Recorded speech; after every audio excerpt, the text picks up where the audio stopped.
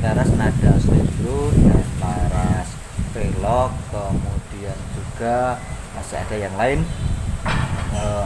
termasuk bentuk-bentuk gending dalam rautan. Nah, simak materi berikut ini ya nak. Nah, kita ketemu instrumen gamelan ya. Nah, yang paling atas menggunakan kayu dan kulit ini dinamakan kendang. Kendangnya ada kendang gede, ada kendang cilik, ada lagi nanti masih ada kendang ciblon, ada lagi kendang wayang. Kemudian ada ketuk kempiang, kemudian yang tengah ini adalah kenong, kemudian yang bawah samping kiri yang digantungkan banyak ini adalah kempul, kemudian yang sampingnya adalah gong. Instrumen-instrumen ini juga termasuk bagian dari instrumen pencon. Instrumen pencon itu yang bentuknya bulat, tengahnya menonjol. Selain instrumen ini juga masih ada lagi. Nah, ada lagi instrumen bilah. Contohnya yang paling atas itu gender.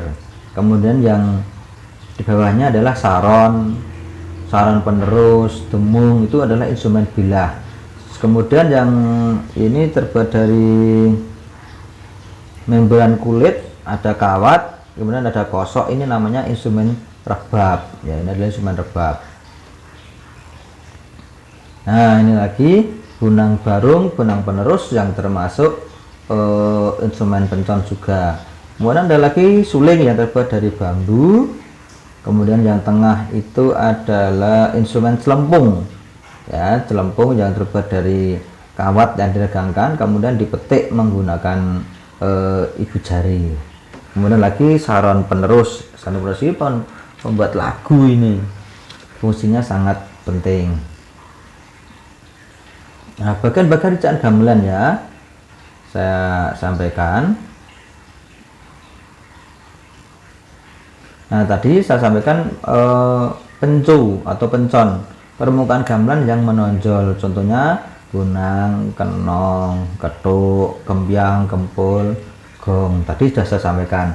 Kemudian bentuk bilahan atau wilah atau wilahan, ini permukaan gamelannya rata, bentuknya segi empat.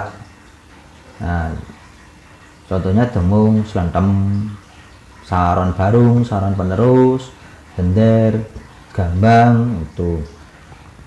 Kemudian tadi ada kempul yang digantungkan, kemudian ketuk yang diletakkan sebuah tali besar, kenong juga diletakkan di sebuah tali yang besar. Nah, itu namanya klante. Tali yang besar itu namanya klante. Sedangkan tali yang kecil digunakan untuk meletakkan gender, bunang barung, slendem. Lah, tali yang kecil itu dinamakan pluntur. Jangan keliru ya, pluntur.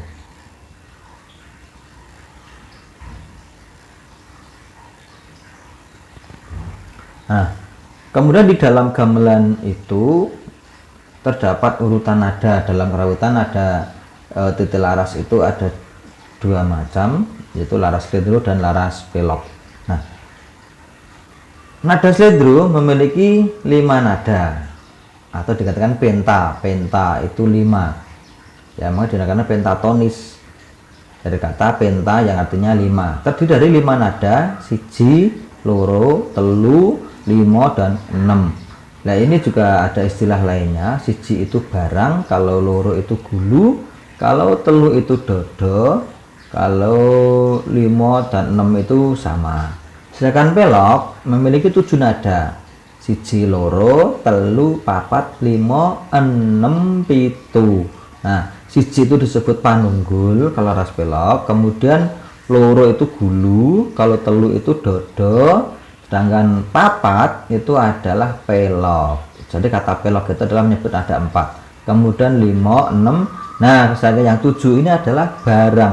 Makanya kok 7 ini dikatakan barang, karena 7 pelok dengan siji slendro itu nadanya hampir sama, maka sama-sama dikatakan barang. Jadi nek kita sudah kepepet misalkan menabuh nada slendro, kemudian beralih ke nada pelok barang, ternyata kok nadanya apa itu kenong ataupun bonang itu Kalau barangnya itu rusak tidak bisa dipakai, ya kepepetnya apa, pinjam satu dulu, nada satu pinjam, meskipun masih ada selisih itu. Nah, bentuk gending itu beraneka ragam. Dalam kerawitan itu ada gending alit, ada gending madya, ada gending ageng. Sebenarnya besar sekali nih kalau gending ageng. Ada gending alit, ada gending tulanan, adalah ayah-ayah, ada serpok, ada sampak, ada kemudo, udah lancaran, ketawang, ladrang. Ini masih kategori gending alit. Kemudian gending madya ada gending ketuk loro kerep. Kemudian gending ageng ada ketuk loro arang, papat kerep, papat arang. Kalau dikatakan alit, madya, dan ageng, ini tergantung jumlah nada dalam setiap gongan, ya. Kalau lancaran itu ada 16 hitungan, kalau ketawang itu nanti ada 16 hitungan, kalau ladrang itu ada 32 hitungan satu gongan. Kemudian kalau gending ketuk papat kerep ada 64 sampai nanti berlipat-lipat, itulah makanya dikatakan gending ageng itu karena memang jumlah nadanya sangat banyak, sehingga dari gong buko menuju ke gong berikutnya itu membutuhkan jeda waktu yang cukup lama, seperti itu.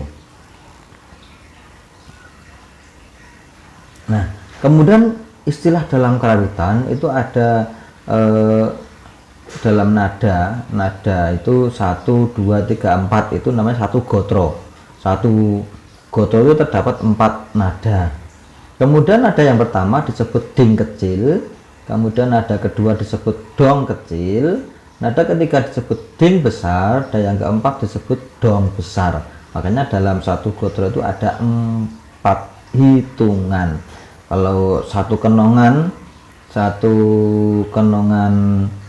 gending ladrang itu ada 8 hitungan atau 2 gotro. Kalau 16 hitungan berarti ada 4 gotro, seperti itu.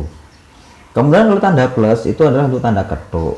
Kemudian kalau min itu tanda kembyang. Kalau kenong itu hampir seperti U dibalik atau V dibalik juga sama. Kempul itu tandanya berbentuk V. Kemudian gong itu lingkaran besar.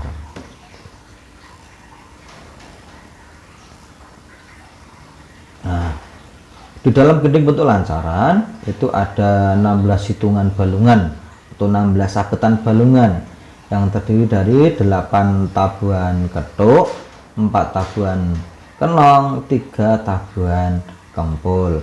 Nah, sampai di sini untuk materi yang kita pelajari tentang karawitan dan bentuk-bentuk gending lancaran. Dan nanti untuk materi praktek silahkan dicek di materi praktek gending lancaran ya nak. Terima kasih untuk pembelajaran saya, semoga bermanfaat. Wassalamualaikum warahmatullahi wabarakatuh. Nah anak-anak, demikian tadi penjelasan Pak Joko mengenai materi seni kerawitan. Nanti dipelajari lagi semua materinya dengan baik. Jangan lupa like, subscribe, dan komentar di YouTube MGMP Kesenian Daerah Surakarta. Dadah.